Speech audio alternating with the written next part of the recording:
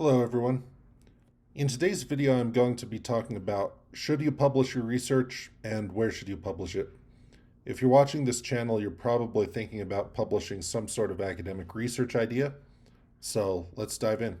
To answer these questions, I'd first start by thinking about what are your publication goals.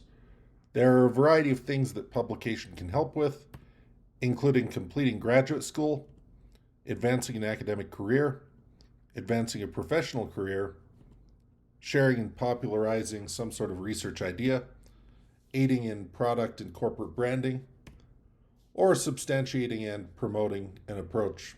All of these are valid goals and great reasons to publish. If your goals align with these, the next question to ask is your work publishable in a respectable peer-reviewed venue? Serious research isn't show and tell. It's not a look what I did sort of thing. It needs to demonstrate something novel that is of tangible value to a broader research community. To determine whether your work is publishable, ask yourself these questions. Does your work advance state of the art on some performance benchmark? Does it present a novel problem, evaluation scenario, or dataset? Does it present novel findings, empirical findings, mathematical findings, etc.? If you answered yes to either of these questions, or either of these dimensions of publishability, then your work is probably publishable. In future videos, I'll give some more detailed examples of what would constitute publishable versus unpublishable. And I would also add, if your work is not yet quite up to par, don't panic. Keep watching our videos, and we'll help you get there. When selecting a venue in which to publish, the choice of venue is likely going to depend on your publication goals. These are going to be influenced by your level of research maturity, whether you're trying to grow more in an academic or a corporate career, and the time scale for review decisions that you're willing to tolerate. For example, if you're relatively new to research, you may not want to publish in the absolute top tier venues, as these are far harder to get into. Similarly, if you're in a corporate career, the visibility immediately may matter a lot more than whether or not the venue is top tier, and you will probably want relatively short, relatively quick review cycles. And that's okay. Not every venue has to be a tier 1 top tier venue. Particularly for novel researchers, it's actually more important to get your foot in the door than to be immediately publishing in world-class top tier venues. However, every single venue that you publish in should at least be respectable. In other words, you want to publish in venues that follow good peer review practice and avoid venues that will embarrass you downstream in your career. Now let's talk about how to determine whether or not a venue is respectable. There are no hard fast rules, unfortunately, but there are some key indicators. A first indicator is that the accepted works are scoped to a niche subject area of the venue. Research is niche, and venues should only be letting in submissions that are scoped to that niche.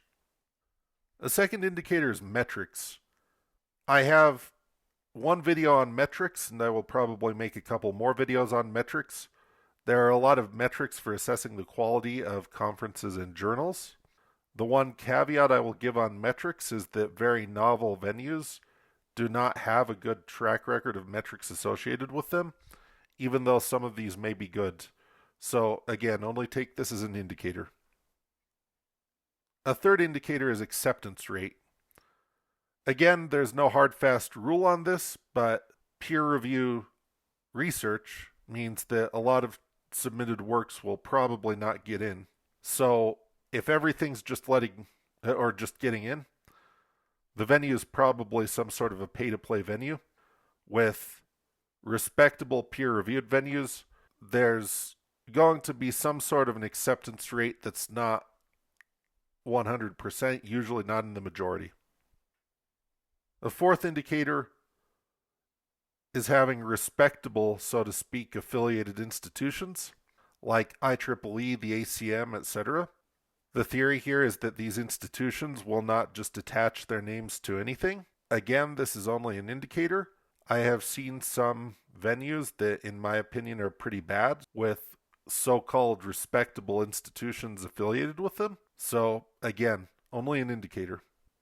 Indexed proceedings over a few years, again, won't apply to novel venues, but it is great if you have proceedings that are, say, indexed by Google Scholar, and you can take a look at these proceedings and determine if they look good. In other words, the venue should not be afraid to put out what has been submitted to it in the past. The venue should have a double-blind peer review process. This is an indicator, however, frankly, I would not even submit to anything that does not have a double-blind peer review process. For those of you that are unfamiliar, at a very high level, double-blind means that the authors cannot see who the reviewers are, and vice versa. It avoids a conflict of interest. I will talk about double-blind peer review in future videos, but this is a clear sign that a venue is not respectable, in my opinion, if it does not have a double-blind peer review process. Then finally, policies against dual submission. So basically, dual submission means that you're submitting the exact same research to more than one venue at the same time. And in the respectable research venues, this is considered a huge no-no, to the point where if you're caught doing this, you will probably get banned from those venues. So these are a few key indicators as to whether or not a venue is respectable. Next, I'd like to discuss whether to target conferences or journals as far as venues go. Sometimes this will depend on the particular conference or the particular journal, but I wanted to discuss some high-level trends. First, conferences have deadlines, meaning that their review cycles are inherently time-boxed between the call for papers and the conference itself. You will receive an accept or reject decision. Journals can have very drawn-out review cycles. This can be an advantage in that the journal reviewers might be willing to work with you to get your work in, rather than just reject it if it's a borderline paper, whereas a conference would just reject it. But it might take a very, very long time for the review cycle to complete, in some cases years. Conferences typically offer better networking opportunities as well as better corporate visibility, which is one of the reasons why for technological areas, the conferences are usually more relevant than the journals, because you've got these big companies that are sponsoring the research and they want to have visibility on that. So they would much rather sponsor a conference and have their employees submit to a conference. There's also the aspect of the long review cycles for a lot of journals. There are some relevant journals in tech areas, but they tend to have short review cycles. A final thing that I would add about journals is that while your work is in review, dual submission policies do apply.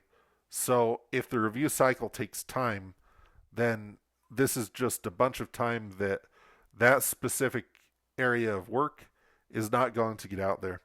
And we'll talk about in later videos what counts and what does not count as dual submission. A final thing to note about conferences is that they typically require you to attend and present your work in person in order to have it published in their proceedings. And these costs can add up, as I'm sure you can imagine. Before you submit, talk to your employer, your university, etc., and tell them about your plans to submit to these conferences. Typically, these institutions are more than happy to foot the bill for good, respectable venues, as having associated publications makes them look good.